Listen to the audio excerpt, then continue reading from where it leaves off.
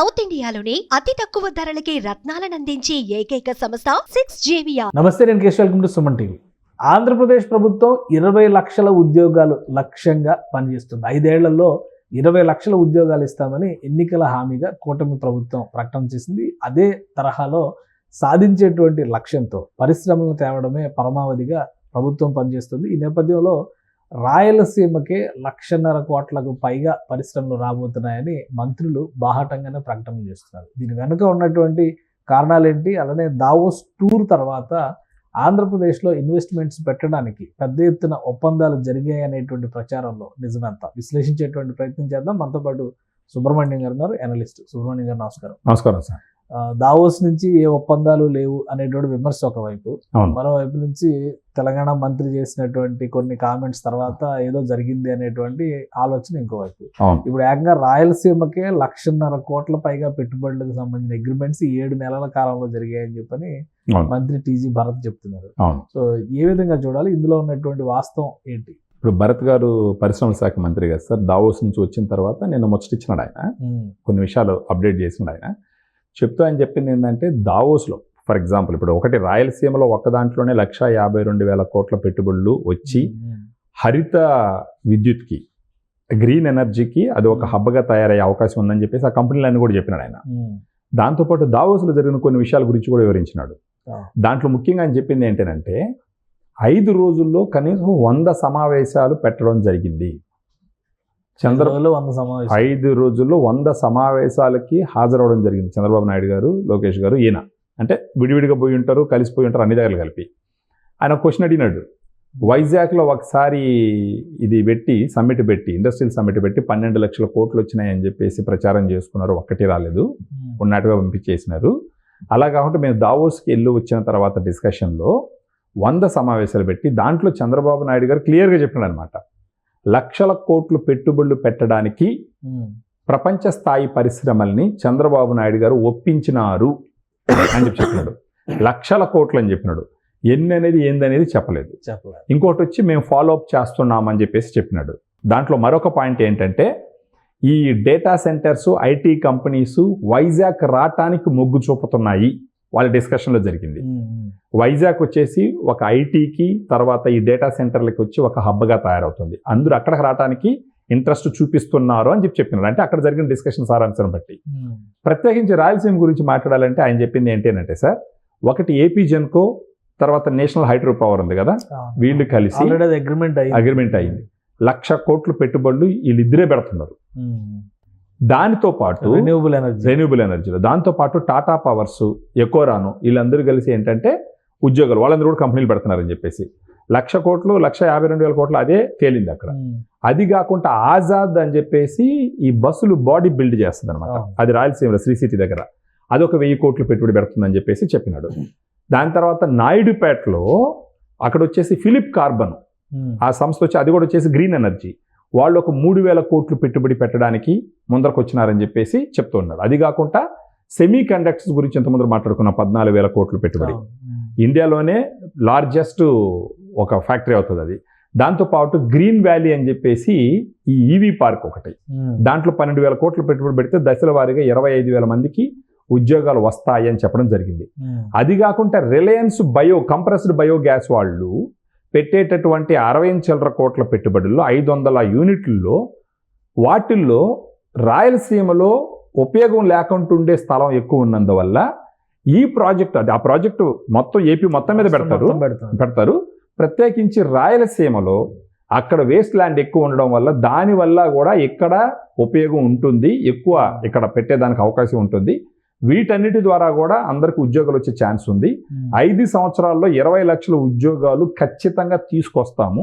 ఇప్పటికే 4 లక్షల చిల్లర ఉద్యోగాలకి 6 లక్షల కోట్ల పెట్టుబడులు ఒప్పందాలు అయినట్టువైతే రాబోయేటివైతేమి అంటే 7-8 నెలల్లోనే జరిగిందని చెప్పేసి క్లియర్గా చెప్పడం జరిగింది సార్. ఓకే, కానీ అంటే ఒకటి ఇప్పుడు పదే చెప్తుంది అంటే రాయలసీమ వెనకబాటుతనం, దాని గురించి చర్చ వస్తుంది. అవును, ఇంత పెద్ద ఎత్తున ఇండస్ట్రియలైజేషన్, ఇన్వెస్ట్మెంట్స్ రావడానికి రాయలసీమలో ఉన్నటువంటి అట్రాక్షన్స్ ఏంటి?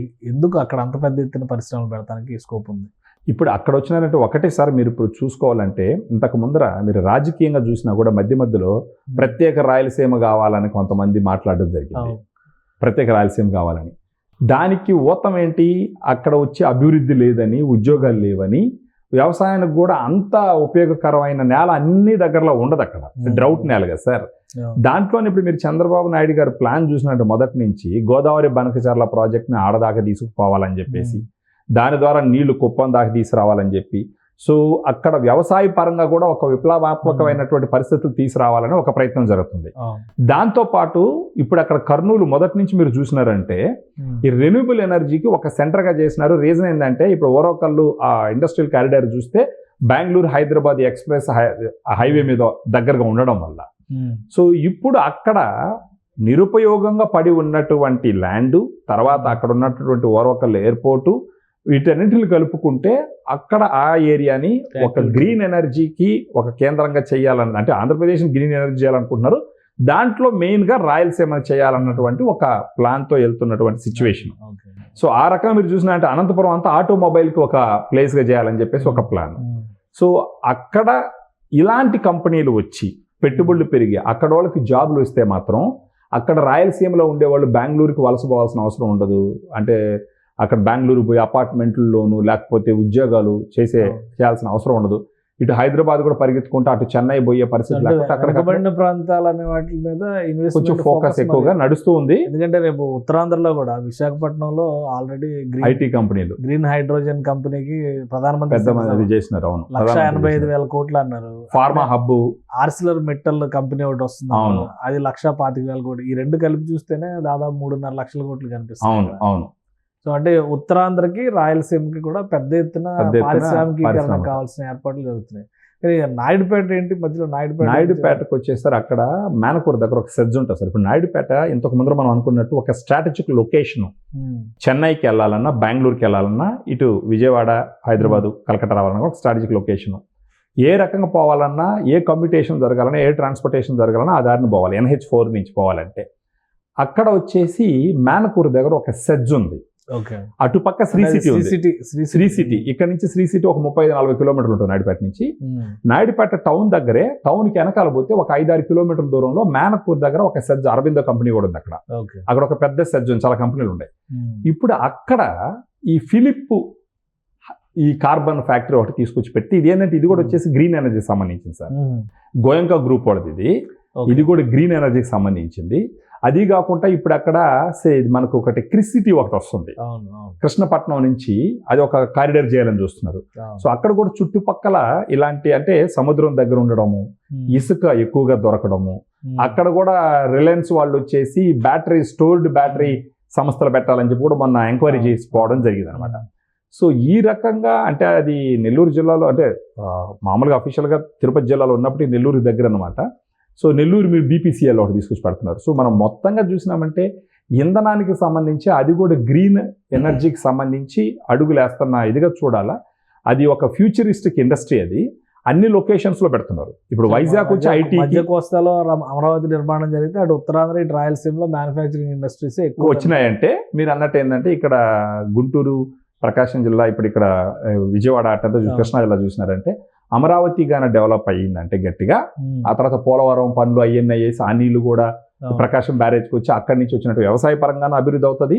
ఆల్రెడీ అది గ్రీన్ ల్యాండ్. అది దాని తగ్గట్టు అమరావతి కూడా కానీ డెవలప్ అయిందంటే ఇప్పుడు మీరు చూసినారంటే ఎన్ని రైల్వే ప్రాజెక్టులు అక్కడికి, ఎన్ని ఫారిన్ కంపెనీస్, ఆ తర్వాత అదేదో ఒక పెద్ద స్టేడియం కూడా కట్టబోతున్నారంటే ఇప్పుడు అమరావతిలో స్టేడియం, ఇంటర్నేషనల్ ఎయిర్పోర్ట్ అంటారు. అహ్మదాబాద్ కన్నా పెద్ద స్టేడియం, అంటే హై కెపాసిటీ ఉండే స్టేడియం కట్టాలని చెప్పేసి ఆ రకంగా కడితే ఇది ఇక్కడ న్యాయం చేసినట్టు ఉంటుంది. అప్పుడు అంటే 3 ప్లేసెస్లో అంటే మళ్ళా రాజకీయ నిరుద్యోగులు విడదీసే ప్రయత్నాలు చేయకుండా 3 ప్లేసెస్లో సెంట్రల్ ఆంధ్రప్రదేశ్, ఇటుపక్క కోస్టల్ ఆంధ్రప్రదేశ్, అటుపక్క రాయలసీమ, వీటన్నిటికి కలిపి ఆయా వాతావరణాలు అక్కడున్న వనరులకి అనుకూలంగా తీసుకొచ్చి పెట్టే క్రమంలో నడుస్తుంది ఇది.